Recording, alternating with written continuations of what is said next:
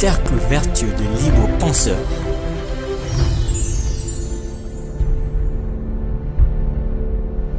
Présente Espace Républicain.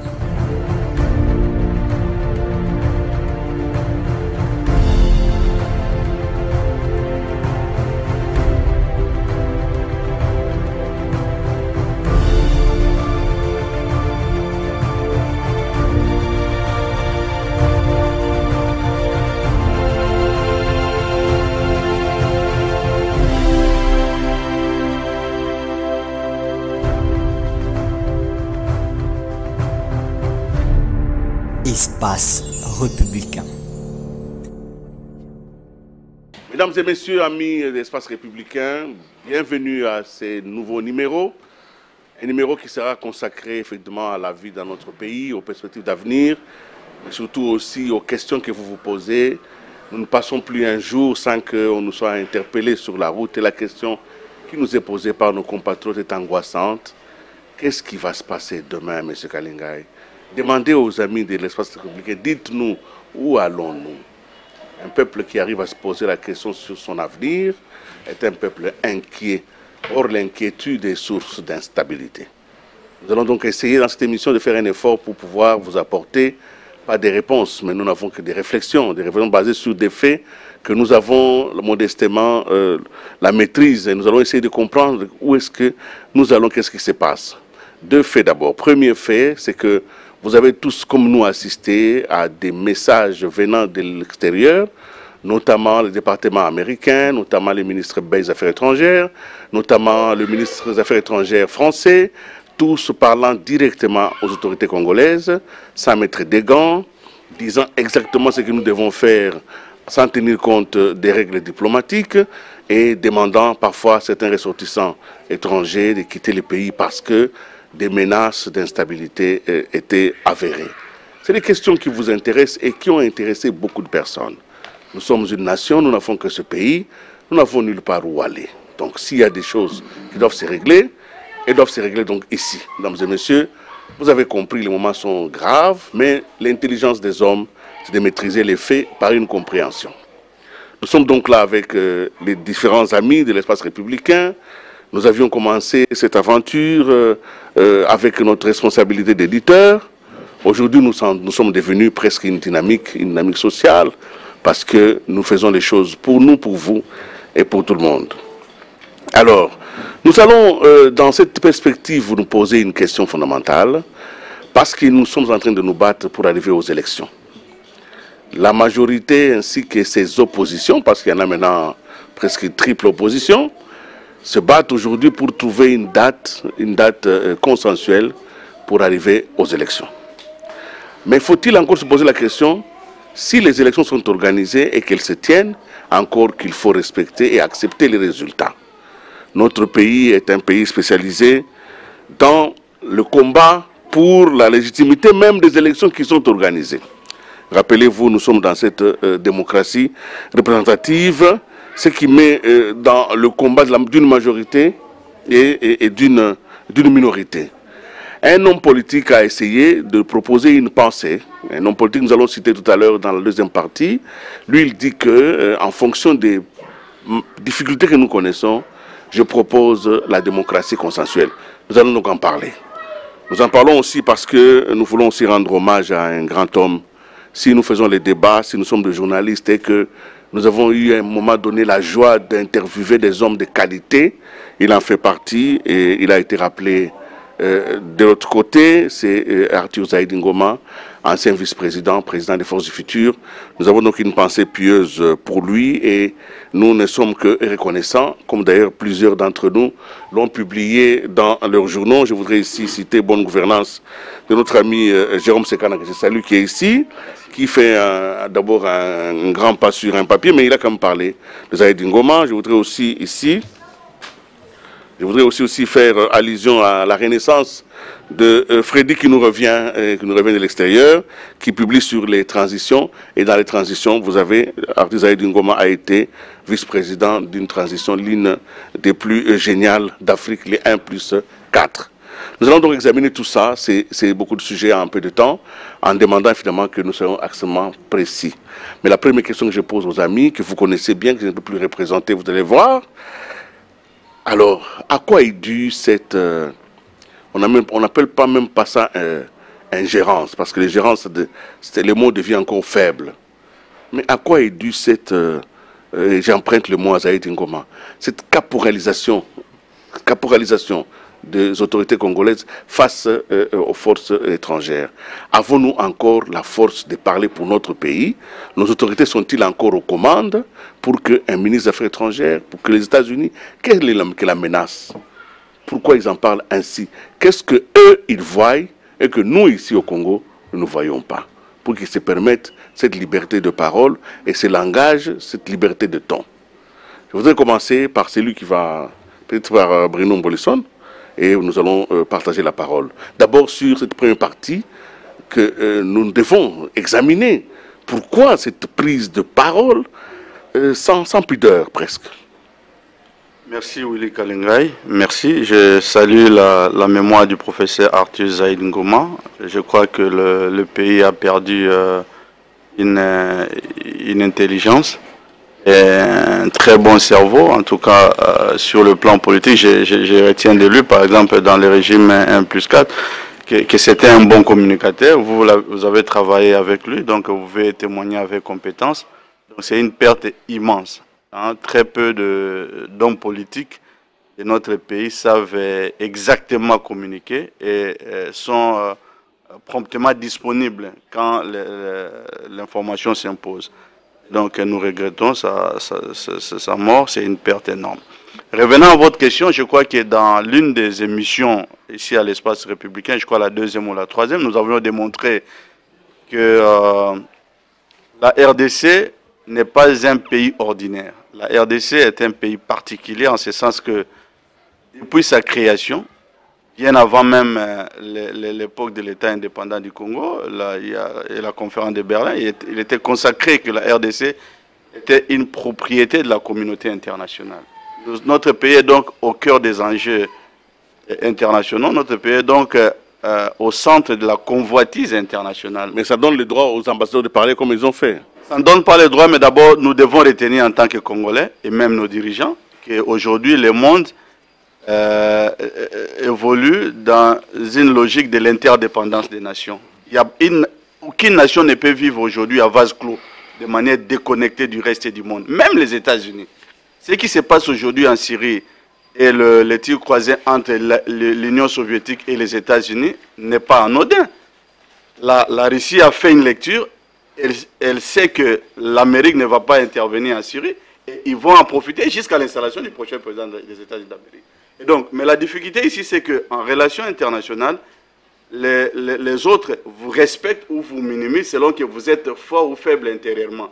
Selon que vous êtes désorganisé ou organisé intérieurement. Selon que vous avez une cohésion interne ou vous avez une déconnexion, une déconfiture au niveau interne. Merci beaucoup Bruno.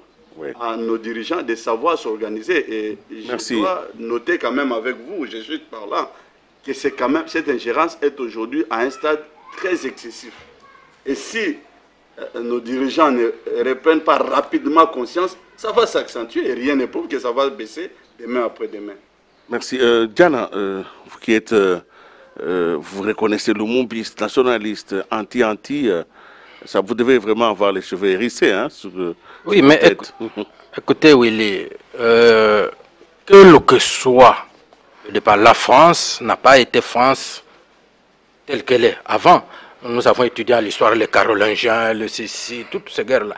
Mais une fois la France a été créée, ça reste la France, un État à part entière, conformément aux nouvelles conventions, la Convention de Vienne, qui établit. Nous avons la déclaration de la création de l'ONU, qui met l'égalité des États. Faible ou fort, vous êtes un État répondant au même droit. Et c'est même un droit moral. Vous ne pouvez pas, au nom de votre puissance, imposer votre loi, à part la loi des conventions internationales, sur un pays parce qu'il est faible.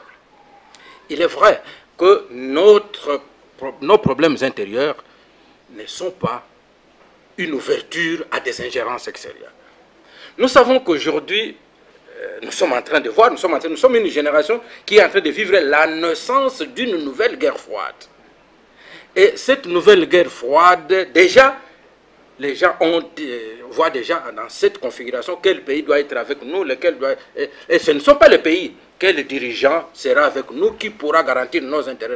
Et je dis clairement en ce qui concerne la RDC, pour les Occidentaux, qu'ils soient belges, français, américains, Kabila ne fait pas leur affaire. Ce n'est pas le genre qu'ils peuvent mettre dans la poche et circuler avec. Et c'est ça, la plupart de leurs... À partir de ce moment, on peut comprendre donc la prise de parole. Mais tout à fait. Et les gens sont là, d'abord, ils veulent vous intimider. Pour voir que, monsieur, c'est nous qui dirigeons, c'est nous qui faisons... Quand vous allez prendre les sanctions, j'appelle moi les sanctions cosmétiques, parce que ces gens-là qui s'appellent, qui sont l'intelligence elle-même, n'ont même pas fait l'investigation pour savoir un tel à quel savoir. Non, mais ils décident sanctions parce qu'ils savent que au Congo, il y a des gens qui vont se contenter de ces sanctions-là, qui vont en faire une victoire. Déjà, le pays est divisé. Ceux qui sont, ah, vous avez vu, on vous a sanctionné. On nous a sanctionné. Il y a même quelqu'un qui m'a dit sur un plateau que, voilà, les sanctions pèsent sur le Congo. Alors, quand vous allez chez moi à Gongo, on ne sait même pas ce que c'est une sanction-là. On ne connaît rien de tout ça. Ça ne pèse sur rien.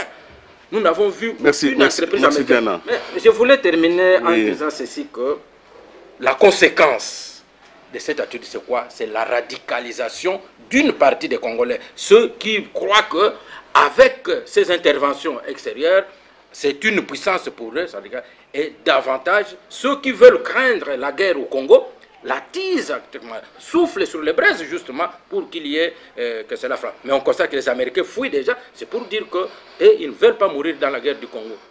Et ils vont laisser les Congolais mourir et déjà ils commencent à fuir. Alors que quand vous demandez à une simple Kinois, ils ne voient même pas cette guerre est en train de venir de quel côté. Mais les Américains ont déjà commencé à fuir à Brazzaville pour partir. John Ngomboa, la question reste la même. Oui. Et votre analyse est attendue. Oui, je l'ai déjà dit sur ce plateau. En République démocratique du Congo, la communauté internationale est un acteur politique. Il ne faut pas que nous les perdions de vue. Au même titre que l'opposition, la majorité ou la société civile. Plus ou moins nous avons à peu près 4 composants. Exactement, exactement. Hier, nous avions vu cette communauté internationale soutenir la majorité par rapport au dialogue qui s'est tenu à la cité de l'Union africaine. Aujourd'hui, cette communauté internationale est allée vers l'opposition. Elle a un agenda. Il faut que nous sachions la lire. C'est à partir de ces moments-là que nous allons mieux appréhender. Donc, il y a un malaise, certainement, qui est la conséquence d'un dysfonctionnement. Alors, en ces moments-ci, ça peut être parce que il y a un problème avec notre diplomatie, qui est l'expression extérieure de la volonté interne, qui ne sait pas s'affirmer ou qui ne sait pas être ferme lorsqu'il le faut, parce qu'on est en état. Ou bien, il faut aussi comprendre que la communauté internationale ne va pas démordre de la République démocratique du Congo. Elle ne nous laissera jamais tranquille. Moi, je dis, quelque part, ce n'est pas mauvais. À nous de pouvoir savoir comment canaliser cet intérêt, parce qu'il y a intérêt de la communauté internationale depuis que ce pays existe, jusqu'encore pendant un long moment. Donc, à nous de savoir comment est-ce qu'on peut canaliser l'intérêt de ces gens-là vers nous pour en faire œuvre utile. Sinon, ce qui va arriver, c'est que c'est la communauté internationale qui va tirer l'épingle du jeu, peut-être aux dépenses des uns et des autres. Merci John Ngomboa. José Nawej, eh bien, nous sommes bel et bien là. C'est vrai que les nationalistes, les gens qui aiment leur pays, sont hérissés, sont fâchés. D'autres disent, bah là, vous voyez, c'est la preuve que ce que nous vous disions, vous n'existez plus. D'ailleurs, des sanctions vont pleuvoir comme de l'Idiana. Alors, allons un peu plus profond de la question. Nous en sommes où exactement dans la phase historique de notre nation? Ce qui se passe avec la prise de parole des ambassadeurs et des menaces, les sanctions, c'est quand même un peu une odeur de déjà vu. Oui, d'ailleurs, moi, je suis étonné de notre étonnement surpris de notre surprise. Pourquoi? Parce que précisément, vous êtes en train de le dire, Willy, c'est que ce qui se passe aujourd'hui, c'est un remake de plusieurs séquences que vous et nous tous ici autour de la table, même bien avant nous, avons connu. C'est quoi le sujet? C'est un sujet qui pour nous est vieux comme le monde, nous le disons chaque jour, et c'est que depuis son indépendance, Lumumba est mort pour ça. Qu'on l'ait aimé ou qu'on ne l'ait pas aimé, là n'est pas le sujet. Et c'est pourquoi je voudrais déconnecter ces sujets des approches partisanes du genre majorité-opposition, ceci, cela. Non, ce n'est pas un problème de majorité de l'opposition ici. C'est un problème profond. C'est quoi le problème? Pourquoi Lumumba a été tué? Ce n'est pas tant qu'il ait été, entre guillemets, je le ferme, communiste. Je ne sais pas ce que ça pouvait signifier dans le contexte de l'époque pour un Congolais qui n'avait rien de la notion de lutte des classes, etc. etc. C'est autrement plus compliqué. Ce n'est pas tant qu'il ait été, j'ouvre les fermes de guillemets, nationaliste, c'était deux mots à l'époque, mais c'était parce qu'il estimait que l'indépendance pouvait se décliner concrètement. C'est-à-dire, je suis indépendant, je m'assume. Or, les indépendances qui ont été octroyées, le terme, je crois, n'est pas emprunté, dans les années 60 en Afrique, c'était des indépendances de façade, c'était des indépendances nominales, comme disait à l'époque Nasser. Et c'est ça, le débat nous poursuit jusqu'à aujourd'hui. Nous ne pouvons pas faire l'économie de cette question de fond. Est-ce que nous sommes en situation de nous autodéterminer aujourd'hui? C'est ça la question. Et les amis d'en face ont commencé à effleurer la question. Mais quand vous interrogez notre passé, y compris les plus récents, ou nous, comme historiens du présent, nous avons été à Sun City. Mais qui a coaché Sun City? Le même acteur. Oui, je me souviens d'un acteur qui a dit, il a raison, que nous avons remis la RDC à l'agenda international. Vous comprenez ce que ça veut dire? C'est qu'ici, il n'y a pas une élite qui peut se prendre en charge. C'est grâce à nous. Je le cite. Nous avons remis la RDC à l'agenda international. Nous sommes à Sun City. La constitution dont nous parlons, dont tout le monde se prévaut aujourd'hui, etc. Mais cette constitution, si nous grattons encore, qui l'a inspirée? Nous pouvons passer. Dans les années 90, parce que tu as dit, il faut qu'on... Oui, dans les années 90, nous avons connu des ambassadeurs qui étaient tout aussi célèbres que nos hommes politiques. Je pense à Melissa Wells, une dame dont on pouvait penser qu'elle était actrice politique congolaise. Je pense à l'ambassadeur de France de l'époque, à l'ambassade. Donc, ça veut dire que nous devrions... Philippe Bernard, voilà, qui a été tué lors de pillage de 93, janvier 93. Mais c'est ça le problème. Et nous n'avons pas un bon rôle à nous octroyer, nous non plus, les médias. Écoutez, si Diane a écrit, ou Freddy, ou Jérôme, mais je ne les citerai pas. Mais je serais plus enclin à citer un confrère occidental qui a écrit sur le même sujet, peut-être avec moins de pertinence que Mbolisson, que Freddy, ou etc., etc. En fait, le problème fondamental, ne nous voilons pas la face, c'est le caractère extraverti de notre élite en général et de la classe politique dirigeante en particulier. C'est-à-dire que ce complexe vis-à-vis de l'étranger, nous ne l'avons pas encore évacué. Oui, José, mais rentrons dans les faits d'aujourd'hui. Oui. Aujourd'hui, il y a quand même un contexte particulier, même si l'analyse est historiquement valable. Oui, c'était ça. Il y a quand même, et ça a été dit, il y a quand même un problème, c'est que nous avons une classe politique en forme de négociation, d'absorption des contradictions. Et puis, pendant le moment des négociations, il y a d'autre côté cette composante qui prend parole. Cette parole a une incidence sur les déroulements des faits à l'intérieur du pays. Oui, oui, justement, poser la question, c'est même y répondre. Pourquoi cette ingérence prend de l'ampleur? Précisément parce que l'offre politique interne est faible. L'offre politique interne est faible. Et par offre politique, j'aimerais vraiment qu'on déconnecte ces débats de considérations nombrilistes du genre moi je suis à gauche, c'est tant qui est gauche et droite ici, c'est compliqué. Moi je suis pro-pouvoir, moi je suis pro-opposition. Non. Ici, le problème fondamental, c'est que quand vous amenez ces débats dans un pays où on pense pays, On ne se détermine pas par rapport à la gauche, par rapport à la droite. Quand vous amenez Diane à parler de la France ici, mais sur un sujet de souveraineté, majorité comme opposition, socialiste comme libéral, sur un sujet qui touche à la souveraineté de la France, tous répondent de la même manière. Mais comment voulez-vous qu'on nous prenne au sérieux ici? Si entre nous, on passe des années, la fois dernière nous avons parlé ici de Kabila et Tshisekedi, est-ce que vous trouvez normal que 16 ans après, ça fait 16 ans dans ce pays que le président est à la tête du pays, 16 ans que le leader, le numéro 1 de l'opposition s'appelle Tshisekedi, est-ce que vous trouvez normal que ces deux-là n'arrivent pas à parler pas de leurs problèmes, tu as combien d'enfants, tu as combien de petits-enfants, non, n'arrivent pas à parler pays. C'est scandaleux. Pour qu'ils parlent pays, il faut qu'il y ait un étranger. Mais nous avons des réponses nous-mêmes. Très bien. Jérôme Sekana, très rapidement, parce qu'on va aborder la deuxième question. Je vous en prie pour la même question de la pression, des pressions internationales et de ce qu'il en reste de notre souveraineté, de notre liberté en tant que peuple, en tant que nation, en tant qu'élite. Ne sommes-nous pas disqualifiés? Est-ce que n'avons-nous pas besoin d'être, entre guillemets, ça va faire choquer votre voisin de droite, recolonisé? Il n'y a pas une recolonisation. Nous devons comprendre que ce qui nous arrive, c'est à cause de notre manque de cohésion interne. L'immaturité politique. Depuis 1960 jusqu'à aujourd'hui, nos politiques ne comprennent pas, reviennent sur les mêmes erreurs. Et vous savez, c'est nous-mêmes qui crions. Quand on a eu des problèmes ici, on a fait venir la MONUSCO. On a fait venir, on va de l'autre côté. Nous vivons dans un monde qui est devenu un village.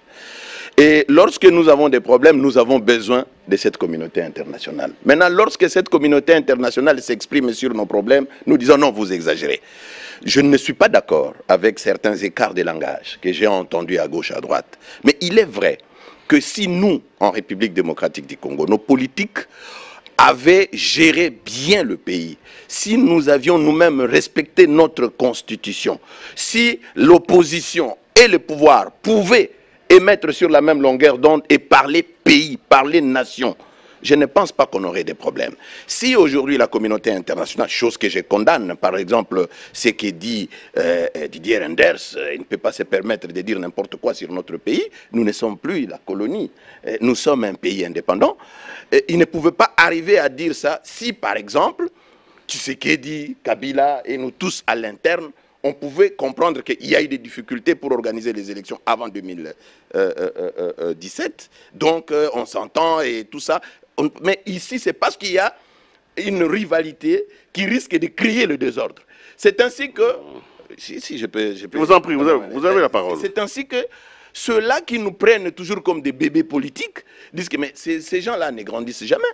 Alors, vous n'avez pas respecté votre constitution, alors nous vous disons, ils nous donnent des ordres, ils nous intimident, et on déploie les muscles, on voit les navires de guerre qui sont au large de notre littoral, et tout ça, c'est parce que nous ne sommes pas organisés. Moi, ce que je peux dire, c'est d'inviter le politique congolais à savoir se parler, à savoir parler État, à devenir des hommes d'État. Parce que si nous continuons comme ça, eh bien, les gens continueront à décider. Moi, je crains. Et c'est pour cette raison, je l'ai dit haut et fort, il y a quelque chose de désastreux qui se trame. Nous avions dit sur ces plateaux que chaque fois que le pouvoir change de main aux États-Unis, il y a des problèmes. Quelque part en Afrique, et notamment en République démocratique du Congo, nous avions cité les cas de Lumumba, nous avions cité les cas de Mzee. Nous ne voulons plus qu'il y ait encore des fusions de sang. Donc, en bref, nous devons nous-mêmes, il est temps, pour éviter les pires, les politiques, nos amis du rassemblement et nos amis de la majorité doivent comprendre que s'ils continuent à persévérer dans leur position actuelle, le pays va s'embraser. Freddy, vous venez de l'extérieur et vous voyagez beaucoup. Parfois, nous, on vous condamne ici en disant que vous êtes alarmiste, que vous criez à la guerre et à la mort et tout ça. Mais vous avez certainement des informations à nous transmettre sur cette question-là. L'état d'âme, l'état d'esprit, les préparatifs à l'extérieur par rapport à notre pays. Tout à l'heure, je vous ai parlé de l'agenda remis à l'international. Où est-ce qu'ils en sont, ces forces que John Ngombo a appelées composantes, quatrième composante? Oui, Willy, je pense qu'il y a un problème chez nous. en Afrique et au Congo, on écoute beaucoup plus les médias étrangers. Si on n'avait pas suivi RFI, BBC, La Voix de l'Amérique, il n'y aurait pas de problème. Donc les médias étrangers nous conditionnent. Et ces médias sont des médias d'État. Qui dit État dit des intérêts. Donc quand les intérêts américains, français, ben, ils sont en jeu, on passe par ces médias. Les hommes politiques parlent, et les médias font les relais. Comme on est déjà conditionné, on pense que ce sont des médias nationaux, on écoute. Donc s'il n'y avait pas ces médias, je ne pense pas qu'il y aurait un problème aujourd'hui. Ça c'est un. Et des deux, qui ont parlé? La Belgique, la France, l'Amérique. Posez une question, pourquoi l'Amérique n'a pas parlé? C'est une grande puissance économique. Pourquoi quel pays encore? La Russie et la Chine? Pourquoi n'ont pas demandé à les gens de partir? Ça prouve qu'il y a un complot, qu'on ne soit pas naïf. Regardez ce qui s'est passé dans d'autres pays. Au Soudan, on a commencé à faire avec leurs médias, leurs intellectuels, leurs politiques. On a préparé l'opinion. On prépare l'opinion à un chaos. Et si nous ne sommes pas intelligents et sages pour tirer les leçons du passé des autres pays, bientôt il y aura un chaos à Kinshasa. Et les chaos leur profitent parce que leurs économies sont en faillite. Faites le tour de l'Europe aujourd'hui. C'est la misère. Or, quand les pays, leurs économies sont en difficulté, pour en sortir, il faut des guerres. Il faut une bonne petite guerre.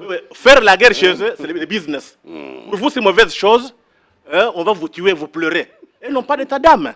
Donc, c'est à nous de comprendre où sont les intérêts et comment les éviter, Willy. Je pense qu'il y a un problème de fond ici. Nous sommes tellement aliénés, complexés. Et les Occidentaux aussi ont cette culture de supériorité. Ils pensent que c'est une race supérieure par rapport à nous, qui sommes noirs, qui sommes inférieurs. Et c'est un héritage colonial. On a toute une période. Quand on était colonisé, il y a eu des penseurs, anthropologues qui ont hiérarchisé ce qu'on peut appeler les civilisations. La grande civilisation, c'est les Blancs, l'Europe, le top. Vous avez les barbares, c'est nous, des gens sans civilisation, qu'il faut civiliser. Vous avez les civilisations intermédiaires, les Arabes, les musulmans arabes et les Asiatiques. L'attitude de tous ces messieurs qui parlent par rapport au Congo, ils ont ça dans leur tête. Ils parlent aux enfants, des gens inférieurs, à qui il faut développer. Et vous verrez que pendant la colonisation, pour justifier la colonisation, on disait on va civiliser. Aujourd'hui, on dit quoi? On va démocratiser. On va démocratiser. Donc, on nous voit toujours d'en bas. On regarde comme ça, ce sont des gens inférieurs, il faut les aider. Mais le fond du problème, ce n'est pas celui-là. Le capitalisme est en pleine imitation. L'Occident, c'est fini. L'avenir du monde se joue en Chine et en mer Pacifique. Donc, il n'y a pas autre chose. Nous y sommes. Si nous ne comprenons pas. Le moment est arrivé de nous libérer. Nous devons nous battre. On n'a pas d'autre choix. Nous y sommes. Vaincre ou mourir. Hein? Merci beaucoup. Nous avons épuisé cette première question, mais nous allons rentrer dans l'histoire. Je vais vous lire trois extraits. L'extrait du président, le premier président congolais, Joseph Kasavubu. Je vous lirai un deuxième extrait du roi de Belge, le roi Baudouin, et puis d'un conseiller de Lumumba. Nous sommes en train d'aller vers les élections pour que nous ayons une classe politique renouvelée qui puisse gérer les intérêts de la nation. Mais les élections en elles-mêmes, chaque fois qu'elles ont été organisées en 2006, il y a eu contestation, il y a eu mort d'homme. En 2011, non seulement il y a eu contestation, mais il y a eu double prestation des serments. Mort d'homme aussi. Mort d'homme. En 2016, avant les élections, il y a même cette bipolarisation des dialogues. Donc le pays est en train de se séparer sur des questions essentielles. Parce que le mode d'élection, l'élection que nous allons faire pour choisir un chef d'État, pour choisir des députés, etc., et tout ça, au lieu de réunir les Congolais, aura tendance à les séparer. Alors, qu'est-ce que le président Kasavubu vous dit en 60? Je vais vous lire un extrait du document qui a été publié par celui que j'ai cité tout à l'heure, je reviendrai. Le premier président de la République, Joseph Kasavubu, avait une vision très, très nette de la question de gouvernance. Qu'est-ce qu'il dit? Il disait que des différences, en effet, lors de la fondation de notre pays, entre des populations qui tout contribuent à maintenir écartées les unes des autres, sans souligner les diversités de langues, des coutumes ou des structures sociales. C'est à nous désormais, c'est lui qui parle, Kasavubu, de prendre le relais et à rassembler les matériaux de notre unité nationale, à construire notre nation dans l'union et dans la solidarité. Il est dit en 60, c'est le premier président. Et le pays n'a pas changé, la population n'a pas changé. Mais nous n'avons pas, 56 ans après, réussi à maintenir ce peuple dans son unité et dans sa solidarité. Parce qu'il s'agissait du même débat, je vous dis le deuxième extrait, c'est le roi Baudouin Ier qui dit ceci, c'est à la passation. Parce que même s'ils nous ont tellement fait du mal, mais quelques brins de lumière, quelques brins de compassion leur étaient encore restés, il dit ceci, les dangers principaux qui nous menacent qui menacent le pays qui va venir, l'inexpérience des populations à se gouverner, les luttes tribales qui jadis ont fait tant de mal et qui en aucun prix ne doivent reprendre l'attraction que peuvent exercer sur certaines régions des puissances étrangères prêtes à profiter de la moindre défaillance. Ça, c'est le roi Baudouin qui dit ça. Vos dirigeants connaîtront la tâche difficile de gouverner. Il leur faudra mettre en premier plan de leurs préoccupations, quels que soient les partis politiques auxquels ils appartiennent, les intérêts généraux du pays. Nous sommes bel et bien en 1960. Vous voyez, ça remonte à très longtemps. Et le troisième extrait, Lumumba est déjà Premier ministre. Et un de ses conseillers majeurs lui écrit, et cette lettre, je vous donne un extrait. Ce conseiller lui dit ceci. Les résultats électoraux semblent également indiquer qu'il serait sage que le premier gouvernement du Congo soit un gouvernement d'union nationale. C'est-à-dire que les principaux leaders de toutes les régions parviennent à se mettre d'accord sur un programme de gouvernement et sur un dosage. En effet, au stade actuel, la force des partis est presque une force inexistante. Et ces partis ne peuvent pas prendre le pays en charge. Il faut que tout le monde mette la main à la pâte. Voilà un peu mes propres mots. J'ai donné ces trois extraits pour vous dire que 56 ans après, nous parlons en 2016 d'un problème qui n'a pas encore été complètement résolu. C'est comme ça que je remets sur la table, très rapidement, la discussion que nous propose l'honorable Nazem. Et pourquoi nous avons accepté de traiter cette proposition de Nazem? Parce que le personnage, je parle du personnage parce que, excusez-moi le terme, mais est lui-même suffisamment pédagogique. C'est un Congolais d'origine libanaise. Il a renoncé à la nationalité libanaise pour devenir Congolais. Il s'est engagé en politique et aujourd'hui il est député provincial et ministre provincial, président d'un parti politique, et n'en faisons pas la publicité, les courants du futur. Il propose cette idée, il dit, parce que nous sommes encore un pays à reconstruire, je propose que dans les prochaines mutations, nous arrivions à la démocratie consensuelle. Je vous demande donc à chacun, il nous reste 19 minutes, de réagir à cette proposition, sans vous conditionner, si vous êtes d'accord, si vous êtes contre, qu'est-ce que vous en pensez? Ce n'est que les jalons d'une réflexion. Peut-être un jour, elle pourra devenir quelque chose de solide. Je commence donc par la droite, comme je vais commencer au début par la gauche. Peut-être par José. Démocratie consensuelle. Oui, je crois, il me semble que ce n'est pas nouveau. La difficulté, c'est une bonne passerelle entre la première question et celle-ci, c'est que nous, Africains en général, et Congolais en particulier, nous n'avons pas encore généré notre voix. C'est d'abord ça le premier point.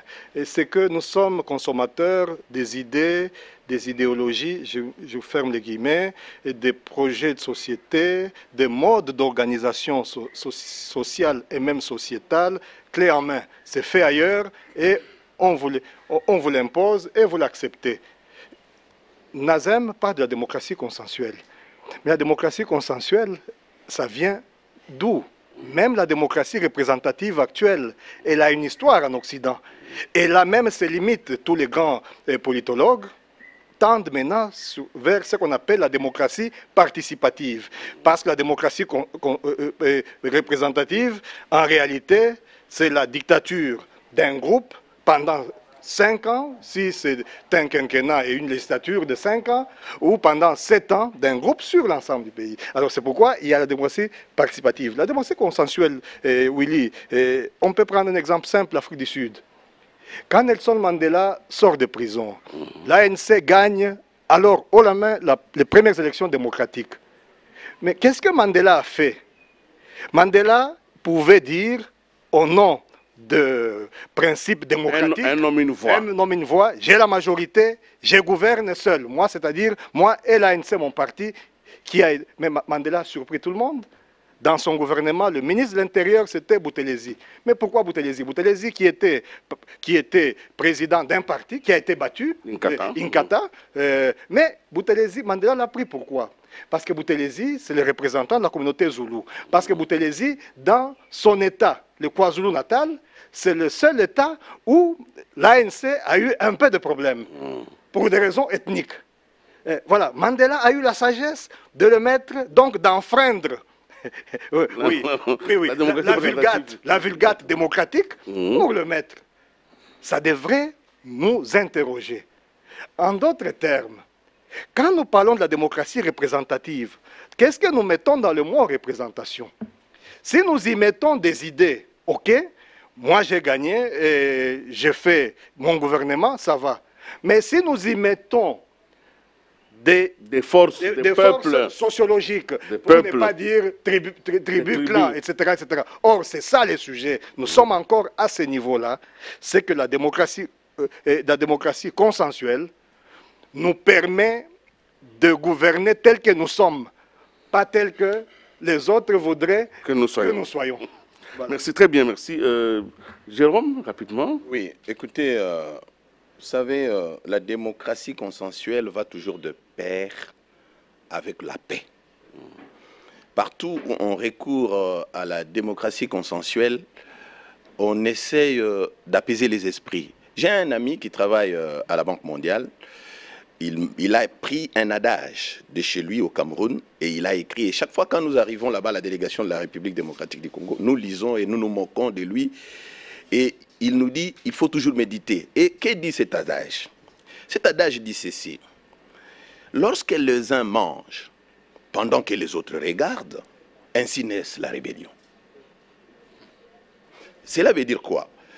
Dans la cité, dans un village, il ne faut pas toujours avoir tendance à manger seul, à être bien seul, pendant que les autres sont en difficulté. En d'autres termes, il faut impliquer les autres pour que chacun ne puisse pas présenter des revendications et qu'il fasse la politique de ôte-toi de là pour que je m'y mette. Et surtout, lorsqu'on arrive à cette place-là, on commence à dire « je veux maintenant me venger parce que les autres m'avaient traité comme ceci, comme cela ». La démocratie consensuelle veut que, même si vous ne donnez pas la même quantité que vous prenez, mais que les autres... Et moi, je salue la sagesse qu'on trouve également dans notre constitution. Parce que lorsqu'on parle du porte-parole de l'opposition, je pense qu'on est passé quand même à côté de quelque chose de très important. On devrait valoriser cela. On devrait travailler et on aurait peut-être eu moins de problèmes. Parce que le pouvoir devrait avoir un interlocuteur avec qui dialoguer, et gérer la situation. Et petit à petit, tout le monde se sentirait impliqué dans la gestion du pays, dans la gestion, dans la recherche des problèmes. Merci Ici, tout le monde, les gens campent dans leur position pour dire que non, attendez quand nous allons arriver. Sans nous, c'est les déluges. Sans nous, c'est le chaos. C'est nous qui ferons ceci. Alors, cette polémique-là n'avance pas le pays. Je reviendrai tout à l'heure à vous après, mais je prends d'abord John Ngomba. C'est la même question. Oui. Je crois que la démocratie consensuelle est un chemin que nous devrons nous donner la peine comme nation d'examiner. Et dans le contexte actuel, elle nous permettrait déjà de nous sublimer en ne recherchant pas l'idéologie qui n'existe pas, parce que notre classe politique ne fonctionne pas sur base d'idéologie. Elle est sociologique et tribale. Au point que lorsque les gens sont aux affaires, en réalité, ils ne représentent pas des idéologies, ils représentent des ethnies. On le regarde du point de vue de ces prismes-là.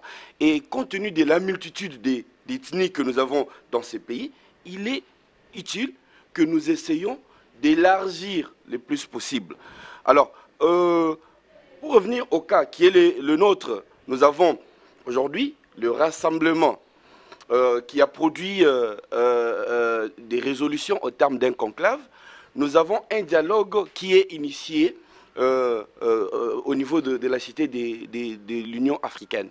Je pense que nous inspirons de cette démocratie consensuelle et de ses corollaires, nous avons là une possibilité de pouvoir mener le pays en nous sublimant, bien entendu, vers une forme de cohésion nécessaire aujourd'hui pour faire face à un défi majeur qui est comment traverser toute cette période sans mourir comme État, parce que c'est un risque réel.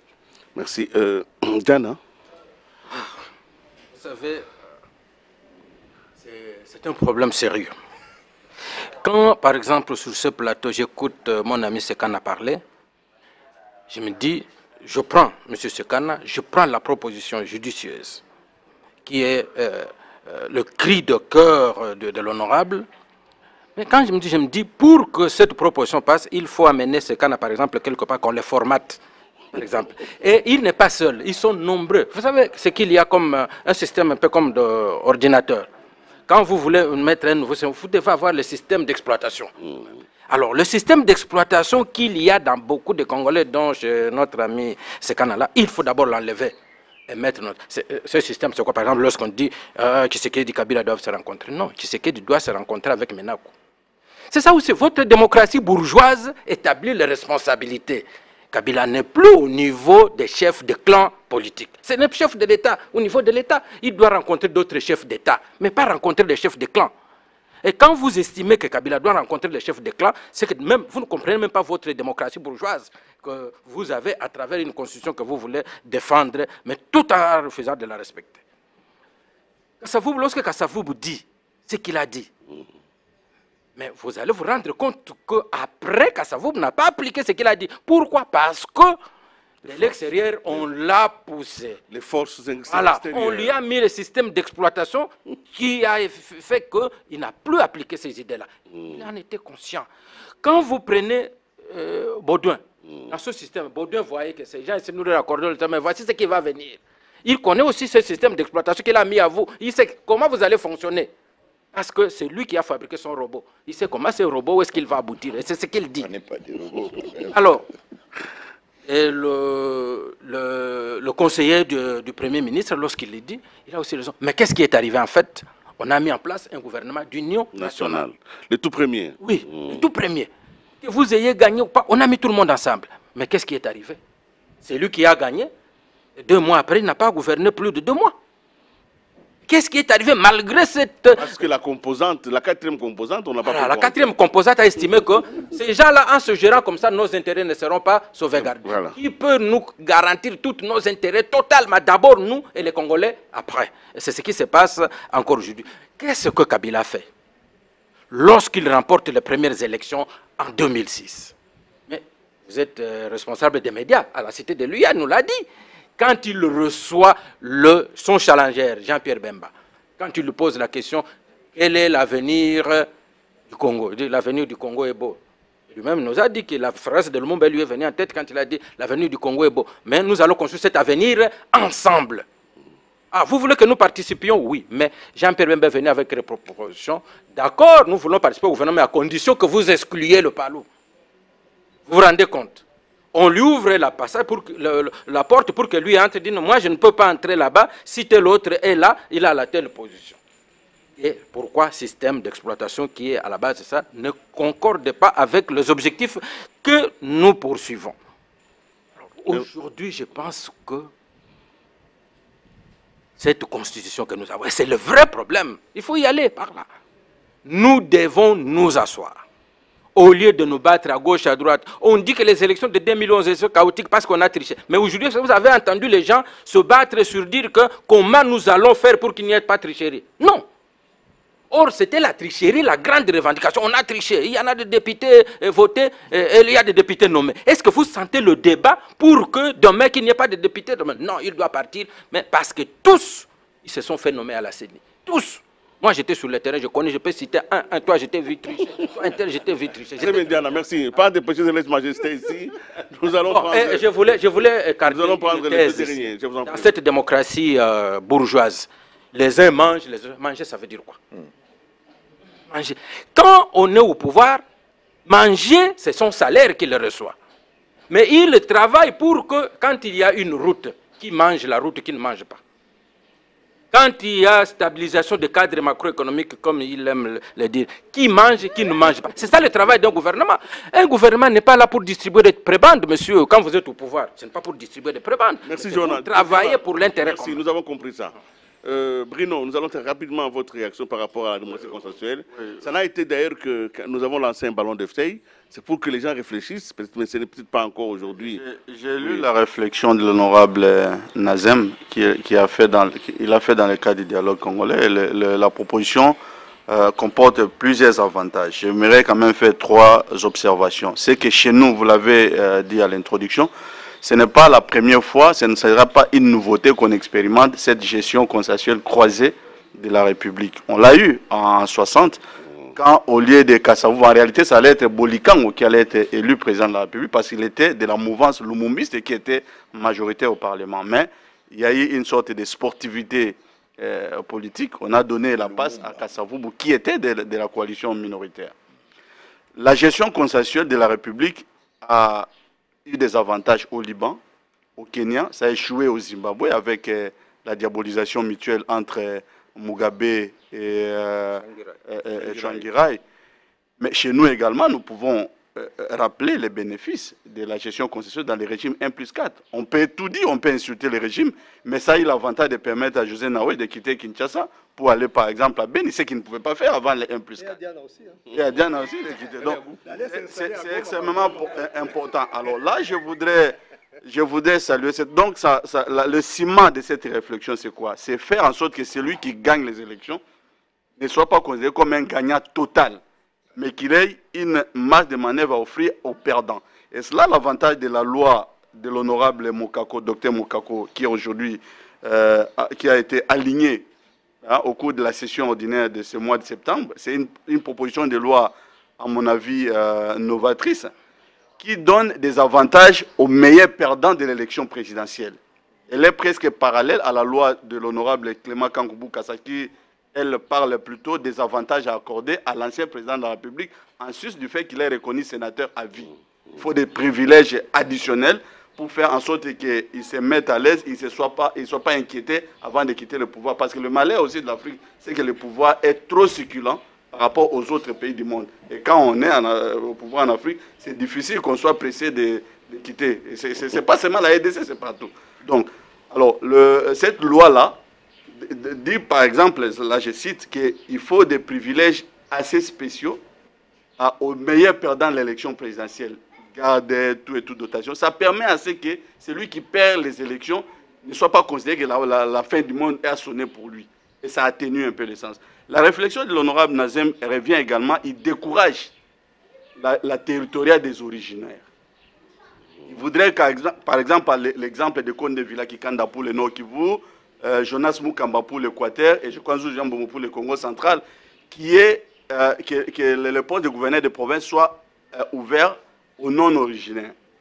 Mais là, je mets un bémol que cette formule ne peut marcher et si l'élection de gouverneur de province est au suffrage universel direct. Si ça se fait au niveau du second degré, il y a très peu de chances que les non-originaires passent. On peut par exemple mettre dans... Parce que nous sommes là, comme l'a dit José Naoué, la représentativité ici n'est pas idéologique, elle est sociologique. Voilà. Clair. Voilà. Il y a un point faible dans cette réflexion que quand il demande à ce qu'on puisse faire une chirurgie dans la composition du Sénat et de l'Assemblée nationale actuelle pour qu'on injecte tous les délégués qui sont à l'OUA, même ceux qui ne sont pas élus, qui deviennent demain des députés et des sénateurs. Non, il parle de délégués. Ça, c'est extrêmement dangereux parce que dans cette composition de l'OUA, il y a à boire et à manger. Il y a des Ndombolais qui sont là. Mais les Ndombolais partout, même. Voilà. Sénateur, Nous allons c'est demander. très dangereux. Ça serait désacraliser la fonction. Je vais donner la parole à Freddy pour terminer cette question. Et puis peut-être vous allez avoir... Une minute pour terminer. Oui, je pense que la proposition de l'honorable est très bonne.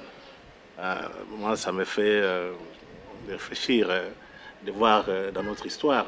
J'ai toujours dit, Moitayav qui est encore vivant, n'a pas une armée. Moitayav n'a pas de renseignements, mais ça fonctionne. Il contrôle ces populations au Congo-Kinshasa, en Zambie, mais aussi en Angola. Et ces gens-là les reconnaissent. Oui. Il n'a pas une armée. Oui. Donc il faut qu'on fasse un effort pour les apprendre beaucoup chez Moitayav. Estimer que... Monsieur Rewot, estimer que tout ce qui vient de l'extérieur, c'est bon. Mais le fond du problème ici, c'est vrai, on peut parler qu'il nous faut la démocratie consensuelle. Est-ce que réellement on est indépendant? José l'a dit. Aujourd'hui, ce qui se passe actuellement, c'est passé dans le passé. Je recommande à nos politiciens d'aller à l'ambassade, au Centre culturel américain. Il y a un livre de Larry Delvin, le patron de la CIA ici en 60. Il a démontré comment il a manipulé tous les hommes politiques congolais. On connaît les résultats. Est-ce qu'on a tiré les leçons du passé? On voit l'histoire se répète encore. Les mêmes personnes font des déclarations à l'extérieur sur le Congo et les hommes politiques congolais sont contents. Donc, les drames dans notre pays, c'est quoi? Je l'ai dit la fois dernière ici. Il y a des gens qui sont proches du peuple. Il y en a qui travaillent pour les intérêts étrangers, ils portent des masques. Vous pensez celui qui parle, les Congolais, mais il y a des intérêts derrière. Tel pays, tel multinational. Et quand il parle, ce n'est pas lui-même. Très bien, merci. C'est ainsi que ça devient difficile de trouver un consensus. Parce qu'on n'a pas les mêmes intérêts. Merci beaucoup. Merci Freddy. Nous allons terminer cette émission. Vous allez avoir... je crois qu'il n'y a que 2 personnes qui ont demandé la parole. Vous deux, vous... Alors c'est vraiment 30 secondes, s'il vous plaît. Voilà, je pense qu'il a bien fait, Freddy, de citer Moitayav. Je voudrais apaiser notre ami Diana. Vous savez, lorsqu'on dit que lorsque les uns mangent pendant que les autres regardent, ainsi naissent les rébellions, ce n'est pas que c'est la mangeoire. Tout le monde, en Afrique et surtout en République démocratique du Congo, la politique, c'est le raccourci de la vie. Et c'est ce qui fait que lorsqu'il y a des élections, là où on peut avoir 30 candidats, on en a 200, 300, ainsi de suite. C'est pour dire que tout le monde veut gérer la cité. Tout le monde veut accéder à la gestion de la cité. Donc, il faut permettre à ce que tous ceux-là qui ont des ambitions, gérer ces ambitions d'une manière ou d'une autre, même quand ils ne sont pas aux affaires, pour qu'ils ne développent pas un aide de frustration qui peuvent générer des guerres, des désordres. Donc ce sont des règles traditionnelles de la paix. Donc ce n'est pas pour dire que manger, cela veut dire que tout le monde, on va se partager les gâteaux nationaux. Merci. José, très rapidement. Oui, 2 choses pour résumer le débat, c'est que la problématique de l'émergence d'un agenda congolais, on vient de le démontrer, depuis 60, ça existe toujours. Mais une chose est de penser à cette émergence de l'agenda congolais, mais une autre est de s'en donner les moyens. On ne s'en donne les moyens que si on fait une révolution, je veux dire, copernicienne au niveau mental. Et là, je voudrais quand même dire un mot par rapport à, ce n'est pas un fixisme, Tshisekedi Kabila ou Tshisekedi Mobutu hier, ce n'était pas, peut-être que Diane a mal pris ça. Non, ce n'est pas que nous disons que le problème se résout à ce niveau-là. Dans une démocratie, qu'elle soit représentative, consensuelle, même chez Moitayav, le président, dont je suis un des sujets, le président de la République, quelque part, quand il y a un problème qui concerne le pays, a presque l'obligation, j'ai envie de dire, de rencontrer des leaders représentatifs des segments de cette opinion. C'est ainsi qu'en France, quand le président Hollande, pour le moment, il veut prendre une grande décision, vous voyez défiler à l'Élysée les représentants. Ce n'est pas le président, ce n'est pas le premier secrétaire du Parti socialiste qui le reçoit. Là, c'est l'État. Bon, oui. Il reçoit les représentants des différents courants politiques qui existent dans le pays. Chez nous, au nom de la démocratie consensuelle, on pouvait, en même temps qu'on reçoit les différents courants politiques, et aussi les différents détenteurs du pouvoir traditionnel, par exemple, s'il y en a d'authentiques, et il y en a. Voilà ce que je voulais dire. Merci beaucoup. Oui. Très rapidement. Oui. Je voudrais terminer par un propos de feu Arthur Zaïd Ngoma, paix à son âme. Nous devons apprendre dans ces pays à vieillir. nous devons éviter de vieillir sans grandir dans ces pays. Voilà. Merci. Le Congo a vieilli, mais il n'a pas grandi. Voilà. Bon, mais écoutez, moi je voulais dire ceci en ce qui concerne certaines théories. Lorsque je parlais de représentativité, oui, très rapidement, c'est pour dire que c'est vrai, il faut que les gens aillent, sachent qu'il va chez un président de la République. Et il ne va pas chez un égal avec qui il va poser des conditions. C'est ça la différence ici chez nous. Bon. Et en ce qui concerne la justice distributive, comme le dirait le cardinal Maloula, mais nous en avons eu l'exemple ici avec Adolphe Muzito qui a distribué des voitures à beaucoup de gens ici. Qui distribue à manger à une catégorie de déshérités chaque fin du mois, dont nous sommes, nous, les hommes des médias. Je prends celui qui vient de nous quitter, Arthur Zahir Ngoma. Voilà cet homme qui a porté beaucoup de gens sur ses épaules. Ces gens-là ont atteint le soleil, mais lui, il est resté là où il est. Voilà un exemple de ceux qui distribuent. C'était quelqu'un, beaucoup de gens, il a vécu. Il est mort presque dans la misère, alors que des gens qui l'ont porté sur ses épaules, sur sa tête, ont atteint le soleil. Mais c'est ça, la justice distributive dont nous pouvons parler ici dans le... Voilà. Merci. Vous avez fini? Sauf le premier actuel ne donne pas je vous en prie. Par rapport à son prédécesseur. Je vous en prie. Moi, je pense profondément que la gestion consensuelle croisée de la République permet d'atténuer les tensions. Et cette gestion consensuelle de la République n'a pas besoin d'être constitutionnelle. Parce que ce qui n'est pas interdit par la Constitution est permis. Le président de la République peut identifier une majorité parlementaire, outre qu'au-delà de son cas, par exemple. Donc ça s'appelle la gestion consensuelle. Et je pense que ça serait très important pour notre pays qui est à l'objet de convoitises et des menaces et des incursions extérieures, comme on l'a dit.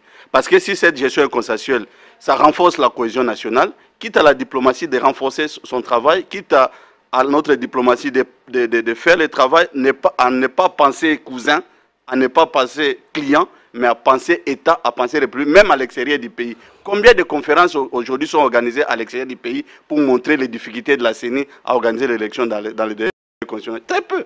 Et ça montre que quand vous allez à l'étranger, on vous dit que vous êtes collabo, vous êtes combattant. C'est rare qu'on parle pays. C'est un déficit de communication et de sensibilisation qu'on doit combler. La meilleure façon de le combler, c'est qu'il y ait renforcement de la cohésion nationale à l'interne. Et ça va constituer une digue pour que demain ou après-demain, les diplomates ne nous rentrent pas dedans comme ils le font aujourd'hui avec une facilité insoupçonnée. Merci beaucoup, chers amis. Nous avons fait ce parcours pour ce numéro Espace Républicain. Nous en sommes arrivés donc à la fin. Je voudrais évidemment vous dire que cette émission que vous suivez sur les différentes chaînes est désormais sur YouTube. Vous pouvez aussi suivre ça sur Internet. Vous mettez simplement Espace Républicain. Vous allez avoir le lien et vous pouvez donc la télécharger. Vous pouvez aussi réagir sur la page Facebook de cette émission et pourquoi pas entrer en contact avec les différents intervenants ici. Il y a d'autres confrères qui nous demandent pourquoi ils ne sont pas invités. Nous nous disons non, nous voulons multiplier les foyers de réflexion. D'autres foyers peuvent naître aussi. D'autres amis peuvent faire des émissions. Ce sera toujours une très bonne chose. Alors avant de clôturer, parce que j'ai commencé par des citations, j'en reviens donc à la dernière citation, mais celle-ci c'est celle de Lumumba. Nous sommes donc en 60. Lumumba face au défi parce que quand la quatrième composante n'est pas encore entrée en jeu, la vision est nette, elle est claire. Et si vous n'êtes pas indépendant mentalement, votre propre vision vous échappe.